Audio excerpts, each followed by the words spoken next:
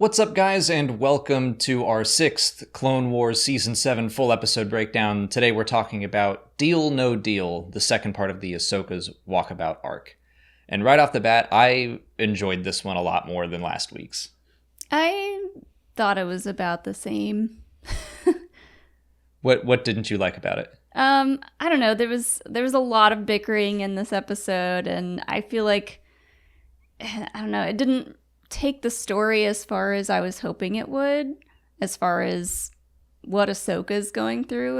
It was just more about the twins. Yeah, I like the bickering. I like that we are exploring the differences between the Jedi and like the normal people. Mm-hmm. Where last week they said some stuff about, oh, the Jedi aren't all that great. But then we see that these girls don't really know how the galaxy works either. Like, the Jedi are out of touch with the normal people, but like these regular citizens of Coruscant are also out of touch with how the galaxy actually works. And there was a lot of that going on. Like the second they leave the literal hole that they've been living in their entire lives, they start messing things up. Yeah. Sorry, pollen. I did really enjoy all the like callbacks and references or whatever you want to call them. Like when she first takes off in the ship and she gets into a military lane and we get to hear Yularen and we get to see Anakin. I thought that was really funny. And he senses Ahsoka. That was very Return of the Jedi to me. It was like a nice version of when Luke and Vader sense each other when Luke's on the way to Endor. Yeah. But like there's even some similar lines with him and Yularen where he's like, shall I call back the detainment? And he's like, yeah, let him go. Yeah. I thought that was pretty cool. And then we find out they're going to Kessel. Yeah.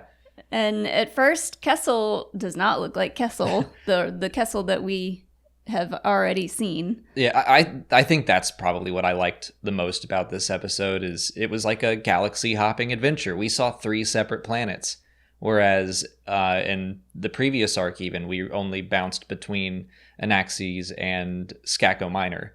It was pretty self-contained, and I liked that we were planet hopping this time. Mm-hmm. And yeah, seeing the Kessel run, I'm curious like which came first. Because obviously these episodes were in development before Solo, but did Solo then take their designs for the Kessel run, or did they make it and now they like are using it? I'm just curious about that behind the scenes process. Yeah, if I had to guess, I would guess Solo did it first. I think that's probably right. But it's nice to know that there's like a nice part of Kessel. Well, that's something that has been stated since like Star Wars Rebels. It says that, well, part of the planet's full of like lush gardens and we had just never seen it before. And then they mentioned this King Yorubo, I want to say, which he was mentioned in the Solo visual dictionary.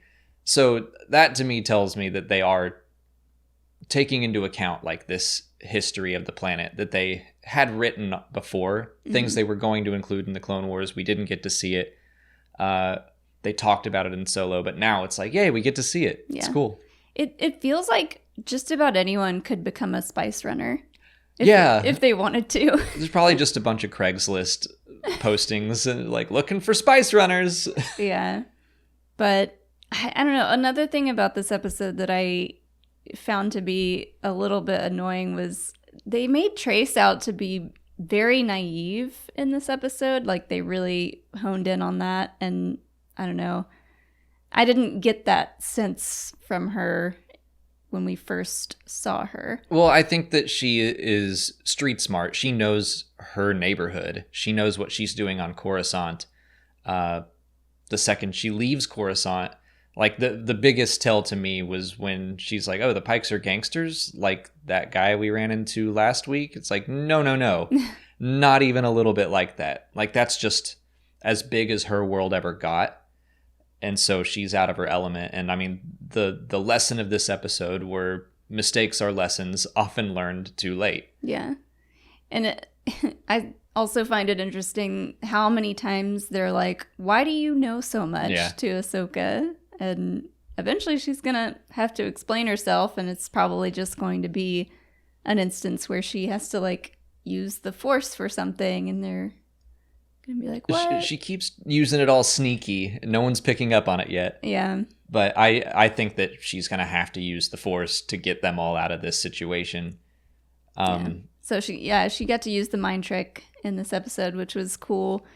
And just, like, nobody noticed. They were just like, oh, this is working out splendid. She's just waving to the Pikes. I really liked Ahsoka in this episode. Last week, I said I enjoyed her little, like, moral dilemma of, do we give the droids away? We don't know what they're going to use them for and all that. And then they ramped it up this episode where it's like, oh, do we deliver the spice or not? Yeah, it could be used for medicine. Yeah. It probably won't be. But, like, does Ahsoka have the ability to just stick her fingers in her ears and be like, yep, it's for medicine, la la la, which she doesn't. Yeah, they have that conversation in the ship where she's like, we could take this somewhere where it could be used for medicine, and then they're like, okay, well, what's your plan for that? And she's like, well, I hadn't gotten that far yet. It's more of a moral thing. Yeah. And so you can tell she's struggling to figure out how to make the best of a situation like this. And I mean, to talk about Trace being a little naive again, I agree that she is, and maybe a little overly so. I mean, when she dumped the spice, both of us went like, oh no. Like, I was like, what? She would know. I think that she probably knew, well, this is going to cause a problem, but it would be like, okay, well, now we owe the Pikes a little money. Like, we're already in debt to some criminals, and now we're in a little more. And it's like, that's not what this is. Yeah. And she just doesn't understand that. But I was like, she and Ahsoka and Rafa are all 17, 18, 16. We don't know their exact ages, but Ahsoka's about 17 or 18 at this point. So they're not like, I think Ahsoka's a lot more mature and knows what's going on than they do, obviously, but they're still all young girls just trying to figure out what to do. Yeah. And I guess I felt like the episode kind of ended abruptly. I don't know what I was expecting to see more of, but like, is this arc going to be about the Pikes and like them getting in and out of trouble with them? Yeah, I mean, I think it looks like episode 3 of this arc is going to be kind of like episode 3 of the Bad Batch arc, where it was a direct continuation. Yeah. This feels like a 2-parter. Maybe it'll be a 3-parter. I don't know. But yeah, it did end with them like almost getting away. They almost got away with it, and then not quite. I wanted to point out that the 2 Pikes, like the main ones that spoke, they were in Dark Disciple and the Son of Dathomir comic. So that's kind of a nice little connection. Yeah. That was just something I liked about this episode, was that it fit very well with Solo and Star Wars Rebels and Dark Disciple and Son of Dathomir. Just nice to see all that. All those connections are always fun. Yeah. And when they're not like shoved in your face, it's just that they're happening. We're at Kessel. Yeah. Like there's a Zygerian in charge of all of the slaves, which they're the slaver species. So yeah, that was kind of a depressing part where they first go to the mines of Kessel, and at first they're like, wow, look at all those droids, and then they're like, no, those are people.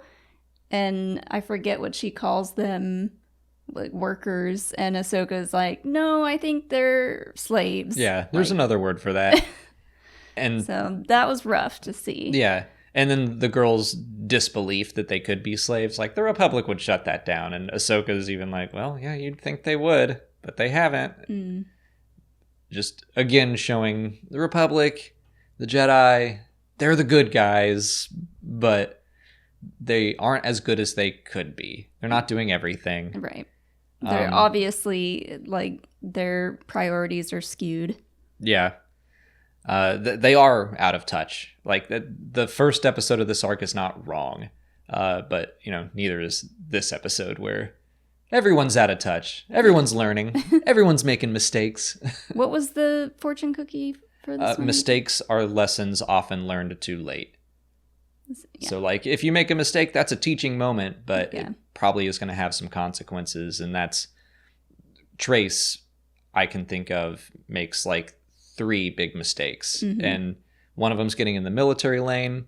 The second one is leaving the air brakes on during hyperspace. I don't know what that means, but like... It's like your emergency brake, I guess. Yeah. She's like, oh, that could have been bad. It's like, that you probably could have killed them. Yeah. And then the third being dumping the spice. And that's the one where it's like, okay, well, you learned that lesson too late. Because now there's consequences that you can't get out of. Right.